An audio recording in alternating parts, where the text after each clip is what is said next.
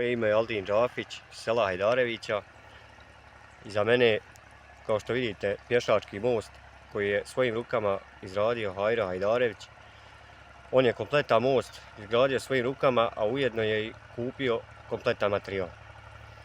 Meni je bilo zadovoljstvo kad me je pozvao da mu pomognem da radim ovaj most. Ove stope betonske što smo radili, kao što vidite.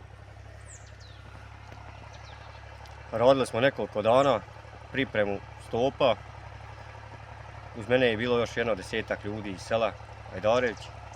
Kad smo završili, Hajrudin je angažovao kamion koji je željezni most dovukao, a onda smo se skoro svi iskupili i sa zadovoljstvom smo sklopili i postavili ovaj most koji spaja ljude svih naselja Hajdarevića, Ristića, Lupa, Hamzića, Dardagana i tako. Naša je sreća što imamo ljude kao što je Hajro. On je ovim mostom nas posjetio u kakvoj prirodi i ljepoti živimo. Kao dijete u ovoj rijeci smo se kupali, pecali klenčiće. Ovaj most nas je potakao da u narednom periodu napravimo tako nešto.